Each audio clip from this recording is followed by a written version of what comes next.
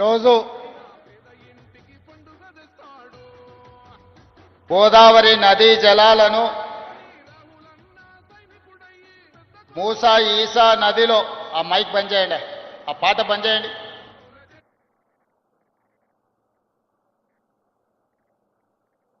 గోదావరి నదీ జలాలను మూసీ నది ఈసా నదిలో సమ్మేళనం చేసి హైదరాబాదు నగర దాహార్తిని తీర్చడానికి రాజేంద్రనగర్ శాసనసభ నియోజకవర్గంలో గండిపేట మండలంలో ప్రారంభోత్సవ కార్యక్రమాన్ని ఏర్పాటు చేసి ఈ కార్యక్రమానికి సభాధ్యక్షత వహించిన శాసనసభ్యులు ప్రకాష్ గౌడ్ గారు, నాతో పాటు ఈ కార్యక్రమంలో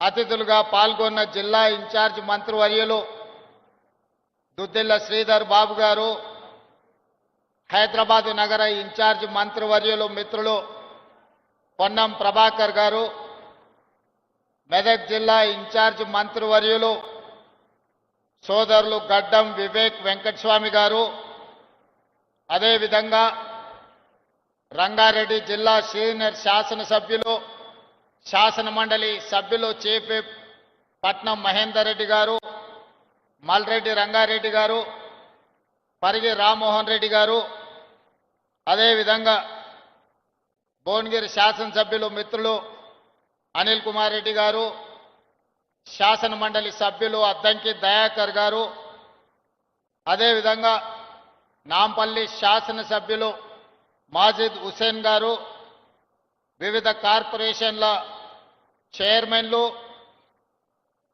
ప్లానింగ్ కమిషన్ వైస్ చైర్మన్ పెద్దలు చిన్నారెడ్డి గారు, అదేవిధంగా హైదరాబాద్ మెట్రో వాటర్ వర్క్స్ అధికారులు, వివిధ ప్రభుత్వ శాఖల అధికారులు, రాజేంద్రనగర్ నియోజకవర్గ మిత్రులందరికీ మనస్ఫూర్తిగా అభినందనలు తెలియజేస్తున్నా.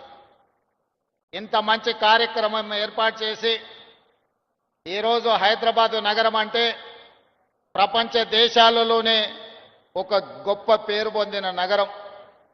ఆనాడు 450 సంవత్సరాల క్రితం ఈ నగరం దినదిన అభివృద్ధి చెందాలి, ప్రపంచంలో ఉండే ప్రతి వాళ్లకు ఇక్కడ అవకాశాలు, ఉద్యోగ ఉపాధి కల్పించాలి అని చెప్పి ఆనాడు నిజాం పాలకులు, కులీ కుతుబ్ షాహీ పాలకులు ఈ నగరాన్ని ప్రారంభించారు.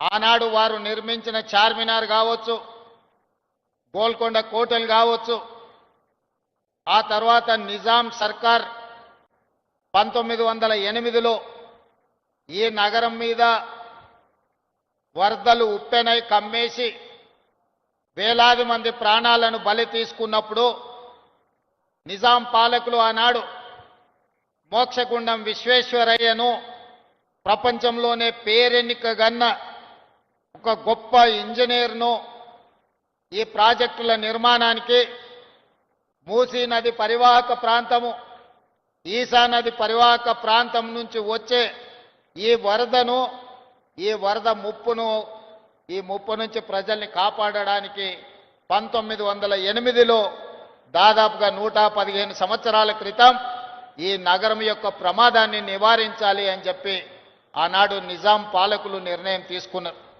వారు ప్రపంచంలోనే పేరెన్నికగన్న గొప్ప ఇంజనీర్. వారి యొక్క దూరదృష్టితోని ఈ ప్రాంతంలో వికారాబాద్ అడవుల్లో పుట్టిన మూసీ నది నుంచి వచ్చే వరదను నియంత్రించడం ద్వారా ఉస్మాన్ సాగర్, హిమాయత్ సాగర్ ప్రాజెక్టులను నిర్మించి వరదల్ని నియంత్రించడమే కాదు, ఈ నగరానికి తాగునీరును అందించే పెద్ద కార్యక్రమాన్ని ఆనాడు తీసుకున్నారు. 1920-22లో ఈ ప్రాజెక్టులను పూర్తి చేస్తే 100 సంవత్సరాల పైగా ఈ నగరానికి వస్తున్న వివిధ జిల్లాల ప్రజల్ని, వివిధ రాష్ట్రాల ప్రజలను, వివిధ దేశాల నుంచి వచ్చే ప్రజలకు ఈరోజు తాగునీరు అందుతున్నది అనంటే ఆనాడు నిజాం సర్కారు దూరదృష్టితో ఆలోచన చేసి ఉస్మాన్ సాగర్, హిమాయత్ సాగర్ ప్రాజెక్టులను కట్టడం ద్వారా ఈరోజు మనకు తాగునీటి సమస్య తీరింది. కానీ ప్రతి సంవత్సరం దాదాపుగా 3% ప్రజలు హైదరాబాదు నగరానికి వలస వస్తున్నారు. ఈ ప్రాంతంలో ఉద్యోగాల కోసం, ఉపాధి కోసం, ఈ నగర అభివృద్ధిలో భాగస్వాములై ఈనాడు 1.5 కోటి జనాభాకు దాదాపుగా మనం పెరుగుతున్నాం. 1 కోటి పైన జనాభా ఉన్న ఈ ప్రాంతానికి ఆనాడు కాంగ్రెస్ పార్టీ అధికారంలో ఉన్నప్పుడు మొట్టమొదట మంజిరా నది నుంచి 1965లో ఈ నగరానికి ఉస్మాన్ సాగర్, హిమాయత్ సాగరే కాదు ఇంకా నీళ్లు కావాలి అని మంజిరా నది మీద నుంచి మన నగరానికి తాగునీళ్లను తీసుకొచ్చారు. ఇవి కూడా సరిపోలేదు. మీకందరికీ తెలుసు, ఆనాడు పెద్దలు పి జనార్దన్ రెడ్డి గారు ప్రతిపక్ష నాయకుడు ఉన్నప్పుడు ఎండాకాలం వచ్చిందంటే సచివాలయం ముందల కుండల ప్రదర్శన ఉండేది. నగరంలో ముఖ్యంగా బస్తీలలో తాగునీటి సమస్యను పరిష్కరించడానికి 4 రోజులకు, 5 రోజులకు, వారానికి ఒక్కసారి ఆనాడు తాగడానికి నీళ్లు వచ్చేవి. పేదలు పడుతున్న కష్టాలను చూసి పి జనార్దన్ రెడ్డి గారు ఆనాడు నిరంతరం పోరాటాలు చేయడంతో ఈ మంజిరా నది, అదేవిధంగా ఉస్మాన్ సాగర్, హిమాయత్ సాగర్ నదీ జలాలే కాదు కృష్ణా నది జలాలను తరలించడం ద్వారా నగరం యొక్క దాహార్తిని తీర్చాలని ఆనాడు నిర్ణయం తీసుకున్నారు. అందుకే కృష్ణానది నుంచి, నాగార్జున సాగర్ నుంచి ఈ నగరానికి తాగునీటిని తరలించే కార్యక్రమాన్ని 2002లో ప్రారంభించారు.